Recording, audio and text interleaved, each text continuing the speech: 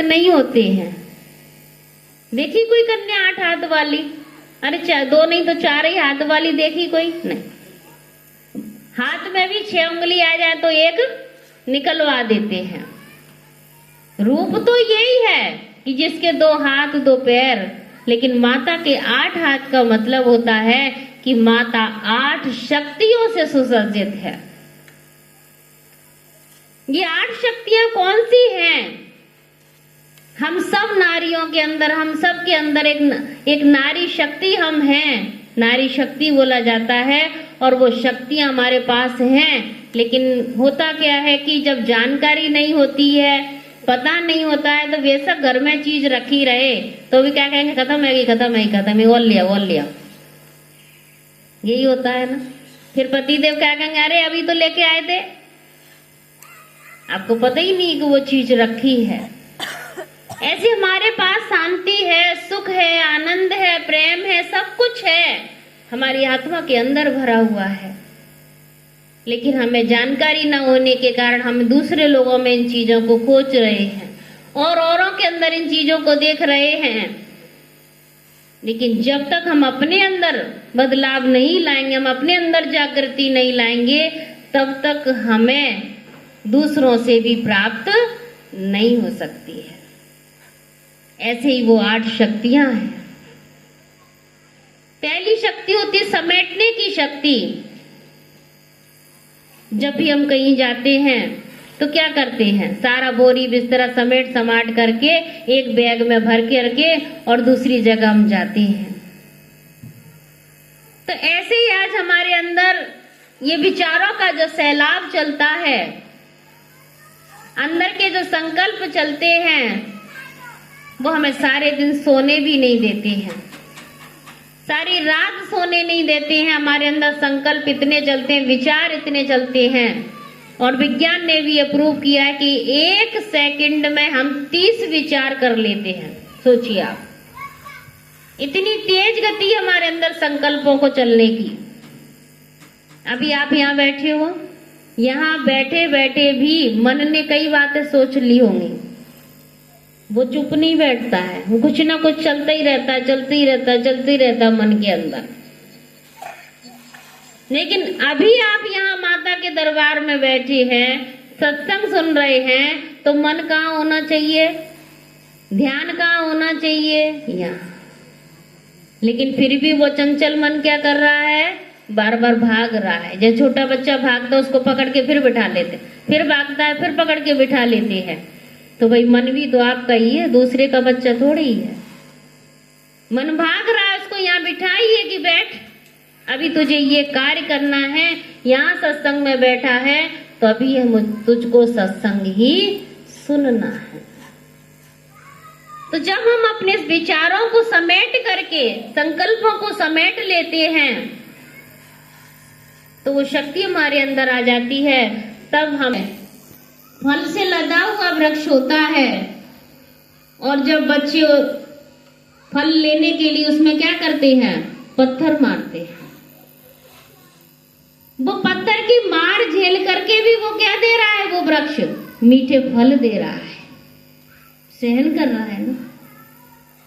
वो पत्थर की मार सहन करके मीठे फल दे रहा है। और आज की युवा पीढ़ी क्या कर रही है, थोड़ा सा किसी ने कुछ कहा, थोड़ा सा बिना सोचे समझे क्या कर रहे हैं, मार देंगे या मर जाएंगे। यही तो हो रहा है ना। स्थिति ये है, रत्ती भर सहन शक्ति नहीं है, जबकि सहनशीलता, सहन करने को सहना एक गुण भी है, तो सहना एक शक्ति भी है। इसीलिए ये सहन करना बहुत बड़ा गुण है, बहुत बड़ी शक्ति है, जिसको कहते हैं सहन शक्ति। इस पर तीसरा है समाने की शक्ति। तीसरी शक्ति कौन सी है, समाने की। कि कोई बात आई और उस बात को आप समा जाओ। जैसे मान लो कि भाई आपके पति सुबह सुबह काम पे चले गए, या आपके भाई काम पर चले गए, और पीछे से घर में कोई बात हो गई, सास बहू या दौरानी जिठाड़ी या मोहल्ला पड़ोस में कोई बात हो गई, वो आए दोपहर में भोजन करने के लिए या रात्रि में भोजन करने के लिए आए, तब जिन्हें ज्ञान नहीं होता वो माता क्या करती हैं, थाली भी परोसेंगी और साथ में वो बात भी भाई उसी टाइम परोसेंगी। पता आज कब हो, आज ऐसा ऐसा हुआ, ऐसा ऐसा हुआ, ऐसा ऐसा हुआ, साथ में वो बात भी परोस दी। अब वो बात आपको पता है कि अगर मैं इनसे ये बात कहूंगी तो हो सकता है जो भड़क जाए, गुस्सा आ जाए और खाने की थाली फेंक जाए। वही अगर हम में समझदारी होगी तो हम क्या करेंगे, ज्ञान की समझ होगी तो क्या करेंगे कि पहले ये भोजन कर लें, उसके बाद मैं शांति से इनको अपनी बात बता दूंगी। तो बहुत सारी ऐसी बातें होती है जो समानी भी पड़ती है, हर बात कहने वाली नहीं होती है, तो ये समाने की शक्ति होती है, ये समाना भी हमको आना चाहिए। चौथी है परखने की शक्ति।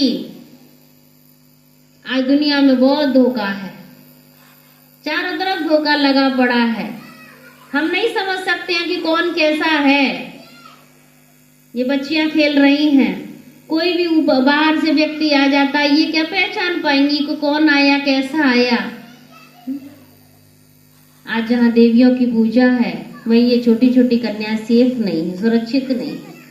सबसे ज्यादा खतरा अगर है तो आज हमारी ये 10-11 साल की बच्चियों को खतरा है।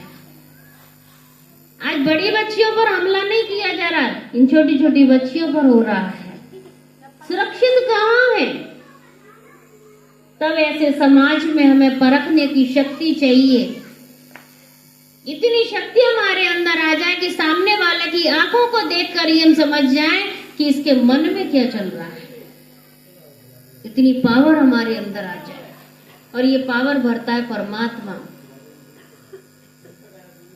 कौन भरता है ये पावर? ये परमात्मा हमारे अंदर ये पावर भरते हैं कि हम अकेले कहीं भी चले जाएं तो भी हमें डर ना लगे, हम निडर होकर के। इसीलिए शेर की सवारी माता को दिखाई है, ये निडरता की निशानी दिखाई है कि वो डरती नहीं थी किसी से।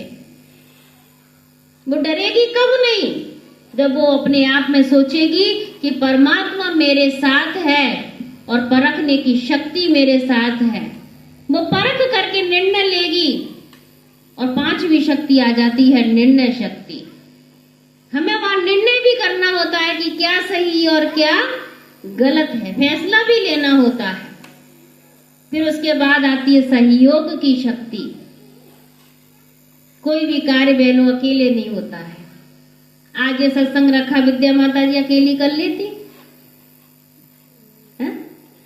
अकेली कर लेती नहीं, आप सबके सहयोग से ही आज का सत्संग सफल होगा। श्री कृष्ण ने पहाड़ अकेले नहीं उठा लिया था, गोवर्धन पर्वत। उन्होंने उंगली एक लगाई, लेकिन सबने एक एक उंगली लगाई तो गोवर्धन पर्वत उठ गया। ऐसे कोई भी बड़े से बड़ा कार्य है वो भी सहज हो जाता है जब सहयोग की शक्ति मिल जाती है। जैसे घर में 4 बहुएं हैं, अगर चारों मिलकर के रह रही है